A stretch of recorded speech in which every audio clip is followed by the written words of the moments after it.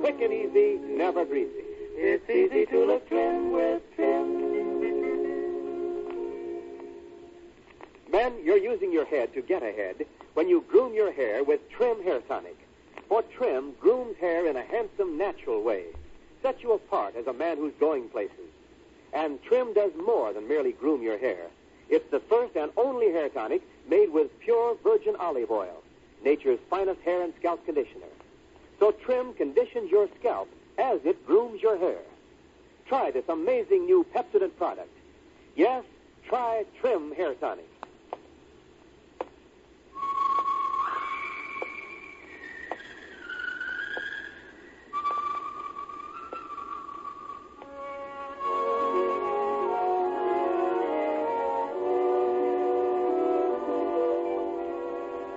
The Saint, based on characters created by Leslie Charteris and known to millions from books, magazines, and motion pictures.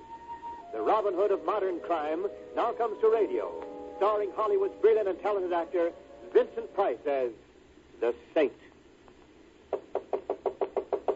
Come in. Oh, it's you again. Yeah, it's me again, Saint. I told you I'd be back for an answer. And I told you what the answer would be, McGarrett. I like this town. I'm going to stick around a few more days and finish up my business here. Like I said, Saint, it ain't your business. And the boss has upped the price to $5,000 for you to skip. $5,000, Saint, just to leave town and forget you ever been here. That's not my price, McGarrett. Well, then what do you want? Go on, make an offer. I want the man who killed John Daniels. Daniels? Treasury Department guy? Yes. What do you got to do with him? He was a friend of mine. I want the boy who cut him down, McGarrett. That is one boy you ain't gonna get, Saint. Oh, the big shot did it himself, The eh? big shot did it himself. And then I'll settle for him. You settle in your grave first. You're gonna have to make an awful lot of first downs to ever cross that goal line, Mr. Templar. Oh, I've got some trick plays I expect to use. Deception against power. It sometimes works, McGarrett. I always heard you were a smart pants. I guess I heard wrong. You think I'm tough? Tough enough. Well, just wait till you see what you got to go through before you even get within hog-calling distance of the big shot, Saint. Well, you see. And to top it off, there ain't but two guys in this town even know who he is. Who are the two, McGarrett? Goodbye, Saint. Martini and Shaw are the best undertakers in town. Who are the two guys who know who the big shot is, McGarrett? Don't come no closer, Saint. This gun spits poison. Lead poison. Yeah, that gun looks good on you, McGarrett. It sort of rounds out the picture of what the well-dressed bum is wearing this season. Stay where you are, Saint. I'll show you what the well-dressed snooper wears in this town. A perforated vest. Now keep back there. Keep out. Thank you. I'll add this piece of lethal hardware to my collection, McGarrett. And if you don't start the sort of conversation piece I want to hear, you go into my collection, too. I don't know nothing. I know, but I'm not interested in your lack of formal education. It's the name of two people I'm concerned with. I don't know. Oh, my arm. Let go of my arm. The name. It was a dame. She knew Mr. Pig. The only dame he ever went for. Dame named what? Rose Taylor. Let go of my arm. The other name. Kill me if I tell. I'll kill you if you don't. The other name. Al Boston. Al Boston. Yeah, go. Let go. Very well, McGarrett. Rose Taylor and Al Boston. I warned you, Saint. You ain't scoring against this team. You better get... I heard you, McGarrett. Now, as my old grandmother used to say, out, bum, out.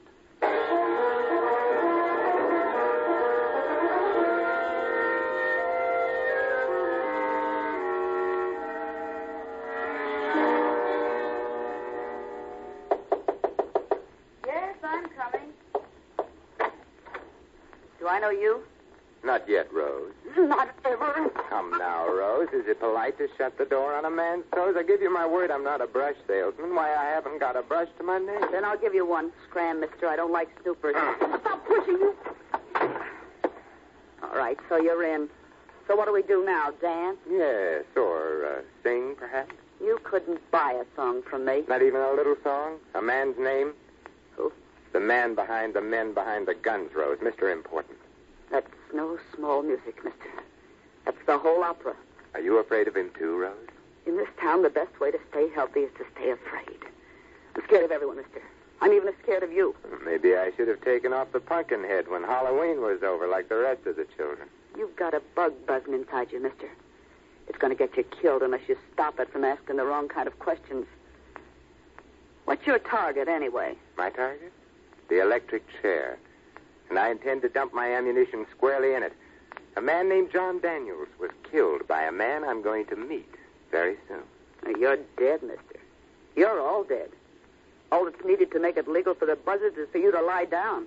Oh, you're dead. Well, as long as I don't know it, it won't hurt me. You better go. If anyone knew I was within 10 yards of a guy as red hot as you, mister, they'd burn me down, too. Please go. Where can I find the big shot? I never heard tell of any big shot. You're barking up the wrong tombstone, mister. You're a morbid little girl, aren't you? Like I said, in this town, death is always looking in on you. Anyone you meet can be the butcher, even you. Now go, I'm scared. What if someone tailed you to me? What if... What's that? You were tailed. You must have got into the fire escape and... Down, get down.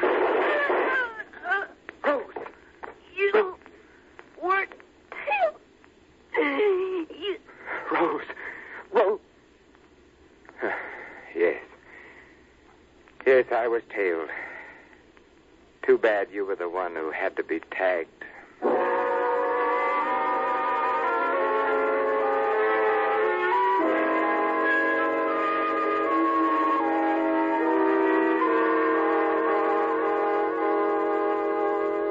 Well, Mr. Templar, I'm glad you decided to visit the office of the district attorney voluntarily. It does save you the embarrassment of my picking you up, doesn't it? Yes, Mr. Richards, but it also saves you the embarrassment of trying to pick me up.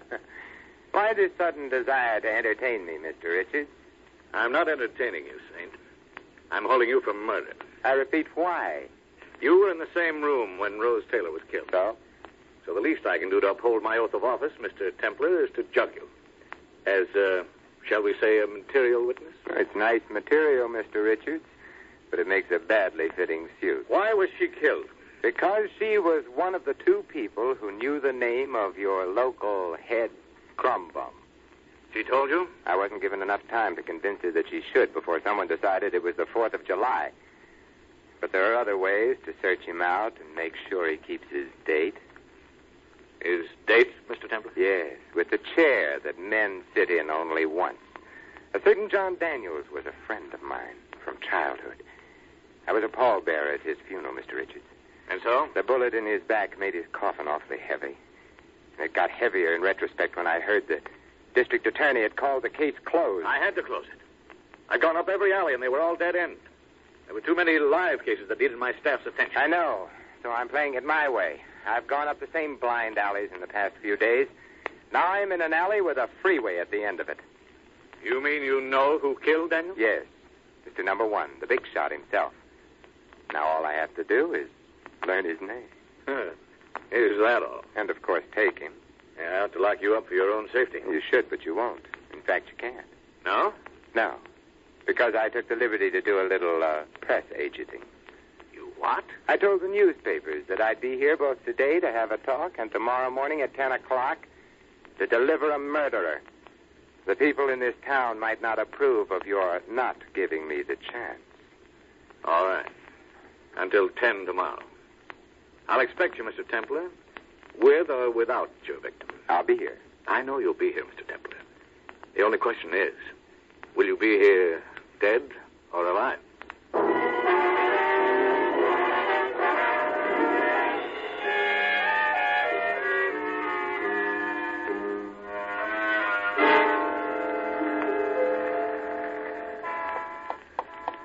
Templar.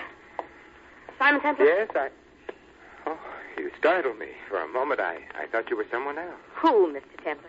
Someone who couldn't possibly walk up to me on the street. Who are you?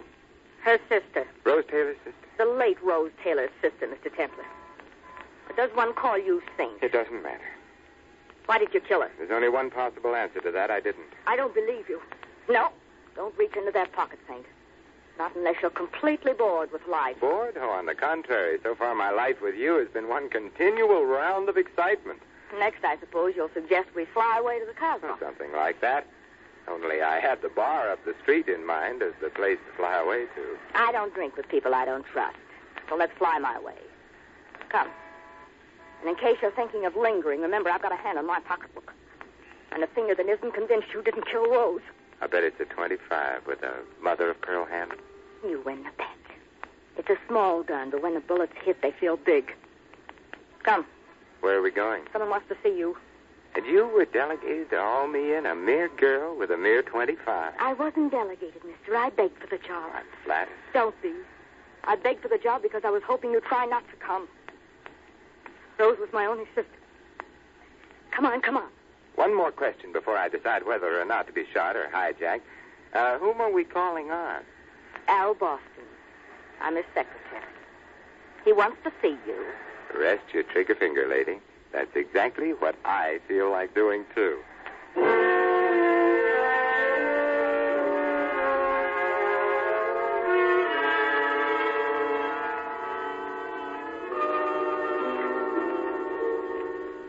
Hello, Al.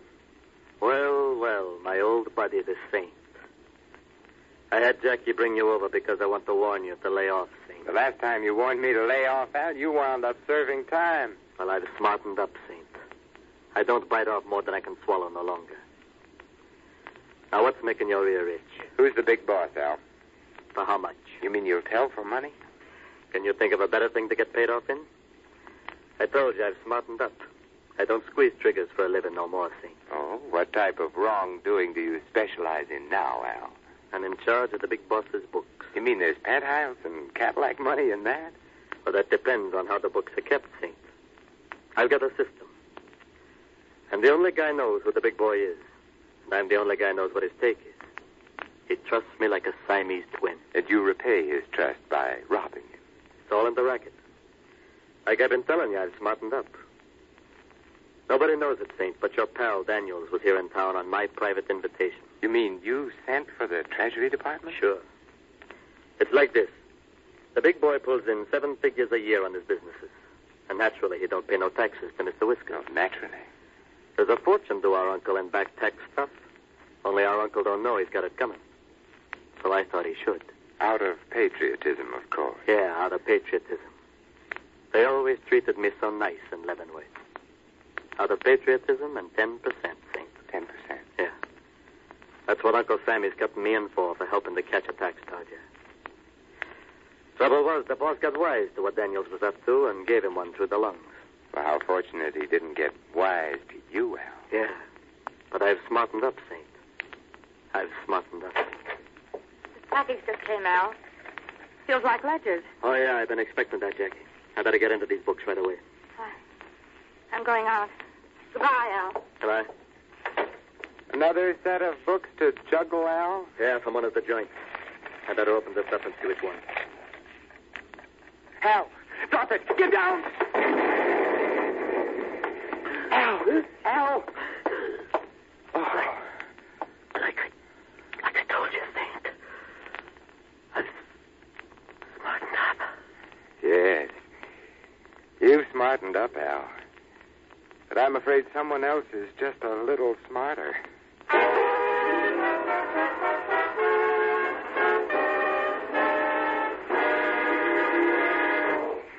You are listening to The Saint, starring Vincent Price. Men, here's a tip. Top off your grooming in tip-top style. That's right. Use new Trim Hair Tonic to make your hair look its handsome best. You see, Trim Hair Tonic grooms in a new, natural way because it's the first and only hair tonic made with pure virgin olive oil, nature's finest hair and scalp conditioner. Yes, Trim is Pepsodent's sensational new hair tonic development. Trim Hair Tonic brings you pure virgin olive oil to condition your scalp as it grooms your hair. You can see the olive oil in Trim floating right on top. Just a few quick shakes spreads it completely. So Trim gets pure virgin olive oil right on your scalp, where good hair care starts. Massage for just 30 seconds. Then note how Trim's conditioning action relieves dryness at once, checks loose falling dandruff, leaves your scalp wonderfully refreshed, your hair perfectly groomed. And you'll like Trim's clean, fresh fragrance. The way it's quick and easy, never greasy. Yes, Trim keeps hair looking neat and well-groomed in a handsome, natural way.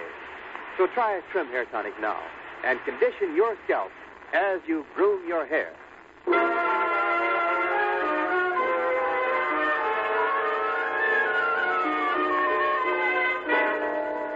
We continue now with Vincent Price as The saints.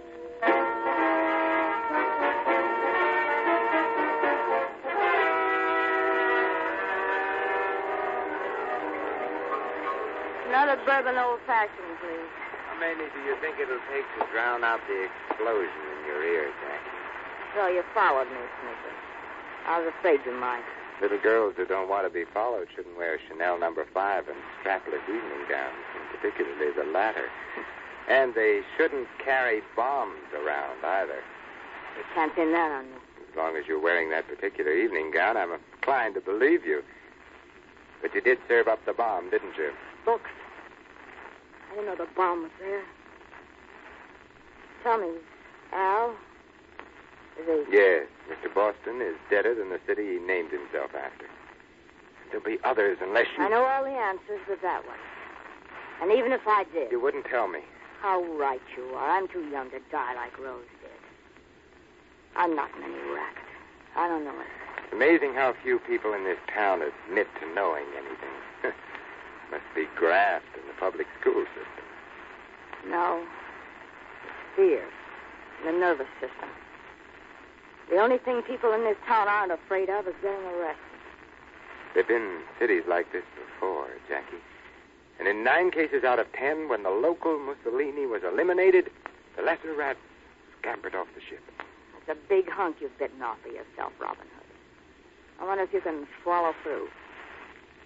Goodbye. You're leaving? And I was beginning to enjoy our conversation. Also the Chanel No. 5 and everything else. I noticed you were enjoying yourself. Pleasant memories. Where are you going? I'm going to find a safety zone. I'm leaving town. Don't be surprised if you get a postcard with a picture of the Arch of Triumph.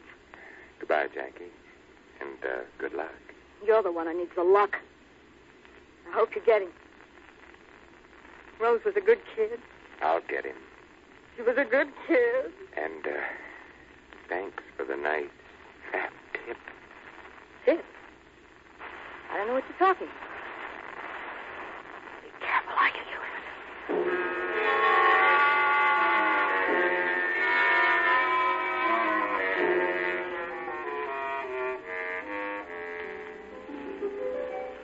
Well, Mr. Templar, how convenient of the newspaper to keep its reference files open at night. Are you a professional busybody, or have you an axe to grind, too? Oh, dear me, I'm not a busybody, Mr. Templar, nor do I have an axe to grind. Merely a gun to shoot, Mr. Templar. You know, someday, somewhere, a man will come up to me on a dark street and merely ask me for a light. I doubt it. I'm afraid your saintly stay in this world of tears and chaos is drawing to its close, Mr. Templar. This time you've poked up the wrong fire. You seem nervous, Mr. Templar. Who are you? Does it matter? We'll be acquainted such a short time. Well, I'd just like to know who it is that I am to come back and haunt. Very well. I am known to the exceedingly few who know me as the Professor. The Professor? I've had guns pulled on me by cops, cranks, crooks, and coroners, but I believe you're the very first professor. I don't mean to disillusion you, Mr. Templar, but I was merely an assistant professor. Oh, I'm still impressed. If you don't mind, the car's over there. After you, Professor. Please, no jokes. I assure you this is a most serious matter. Come. Here we are. You will get in, please? Oh, after you. Oh, no, I forgot. You're not in much of a mood for joking, are you? No. Not unless the joke is mine. Like this one. Oh.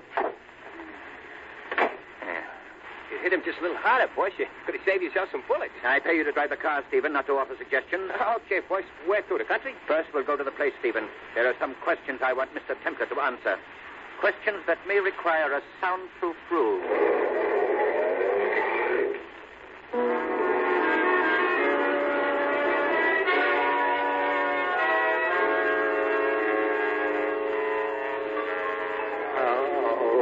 Wake up, Mr. Templar. Oh, so there really is someone like you. I didn't think I deserved that bad a dream. Bloody but unbowed, eh, Mr. Templar? For a moment I was afraid I might have been a trifle too energetic on your skull. I hate to boast, Professor, but my skull's been creased before by experts. In fact, it has more treads in it than Goodrich puts in his tires. Still fond of your little jokes, I see. How unfortunate they must be wasted on me. You see, I'm a humorless man. And so I've noticed. I brought you here to ask you some questions, Mr. Templar. You should have warned me, Professor. I'm afraid I didn't come prepared for a quiz. I have various means of preparing you, Mr. Templar. So to begin, to whom did you describe your suspicions concerning a certain man's identity? A certain man? You wouldn't be meaning the big man, would you? The head rat? I have reason to believe you know who he is. Whom have you confided in? Not prepared, Professor. Oh. Shall we try the question once again? Yes, but something tells me you'll never pay me the $64. Oh. I can't tell you how impatient I am for your answer, Mr. Templar. You see, after you finish talking, I have other things planned for you. How nice of you to take me, a mere stranger, in tow like this. I must remember to return all your courtesies when you untie me. Oh, talk. Certainly. But to the district attorney. Yes, I read about your boast to emulate the Northwest Mounted by bringing in your man to the district attorney. A pity you won't keep the date. What is it, Stephen? I thought you might be wanting me for something, boss. No, Stephen. When I want you... Stephen, the door. How many times must I tell you to keep it closed? You fool. You know how I feel about an open door. But no bugs came in, boss. There practically ain't any this time of the year anyway. You tell me, a former professor of entomology? Assistant professor. Please, Stephen. Leave at once before I do something we'll both be sorry for. Okay, boss, okay. Fool. You know, it took me a little time to catch on to your particular type of insanity, Professor, but I see it all now. Do you, Mr. A Templar? professor of entomology, eh? The study of insects. And you studied them so hard, Professor, you're cracked. Silence. You're not in the classroom now with your students and your specimen bottles, Professor. You're in the big leagues now, in the World Series, Professor. You got to know everything there was to know about insects, didn't you? You knew them so well you became afraid of them. Shut up. It is something to get afraid of when you turn your imagination loose on the subject, Professor. When you consider how many millions of insects there are for each human being. Stop it. I said stop it. There's a fly on your sleeve, No. Professor. Stop it. And I think I just saw a mosquito. I said stop it. Look, a moth. No, stop it. Look over there. No. Crickets, Professor. Roaches, locusts, spiders. Spiders. You'll have to untie me if you want me to help you. You'll have to, Professor. Grasshoppers over there, Professor. And there's the centipede. Ropes, Professor, the ropes. Yes, I'll tell you. Oh, help me. Help me. There. Now you can save me. Oh, please. Please help me. Certainly. The first thing to do is to get all these crawling, sliding things out of your mind. Oh, that's easy. All you have to do is relax. Looks like I'll be able to keep my date with the district attorney after all, Professor. My old grandmother used to say, "Nat to you."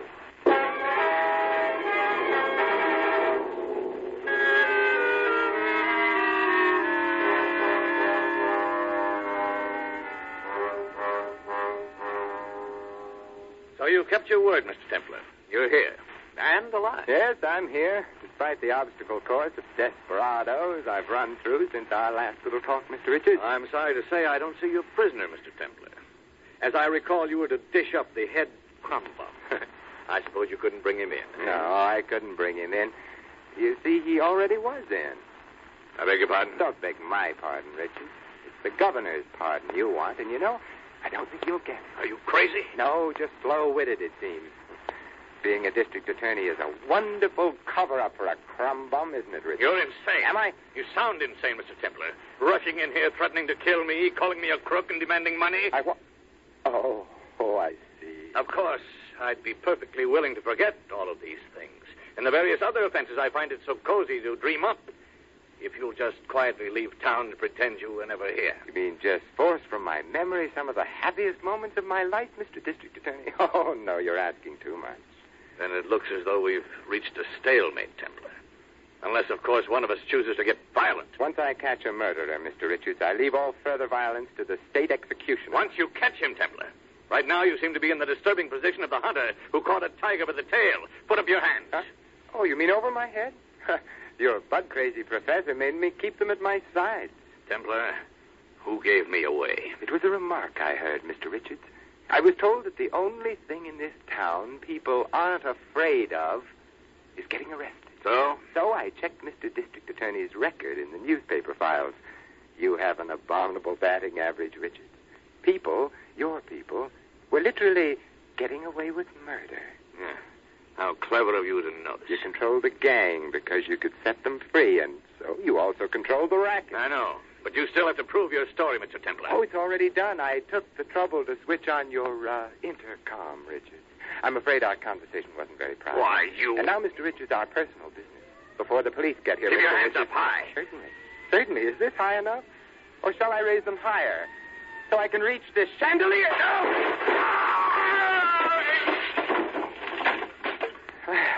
Have a nice nap, Mr. Richards. I'm sorry I tore up your chandelier, but my old grandmother always taught me to put out the lights before going to sleep.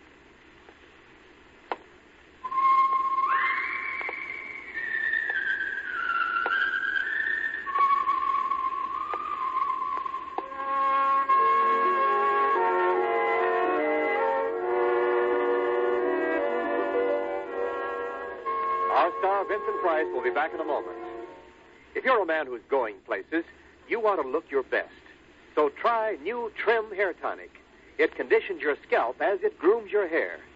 Yes, Trim's the amazing new Pepsodent product. It's the first and only hair tonic made with pure virgin olive oil, nature's finest hair and scalp conditioner. Ask your barber for a professional application of Trim Hair Tonic. And get a bottle at your favorite toilet goods counter. Ask for Trim. It conditions your scalp as it grooms your hair. And now, Vincent Price. Ladies and gentlemen, it was Robert Blair in the 18th century who best expressed the fate of our greedy Mr. Richards when he wrote these words. O cursed lust of gold, when for thy sake the fool throws up his interest in both worlds, he's lost in this, condemned in that to come. I sincerely hope you enjoyed tonight's show and will be with us again next week for another adventure of the Saint. Good night. Tonight's story of the Saint was written by Michael Cramoy. Music was composed and conducted by Bill Fontaine. Vincent Price is appearing by courtesy of Universal International Pictures, producers of Ride the Pink Horse. Stay tuned in now for The Whistler, which follows immediately over most of these stations. And join us again next week at the same time for another adventure of the Saint, the Robin Hood of modern crime, brought to you by Trim Hair Tonic. T-R-I-M. Yes, Trim, the first hair tonic with pure olive oil. T-R-I-M. Trim conditions your scalp as it grooms your hair. T-R-I-M. Trim Hair Tonic, quick and easy, never greasy. It's easy to look trim with Trim. Wendell Niles speaking. This is CBS, the Columbia Broadcasting System.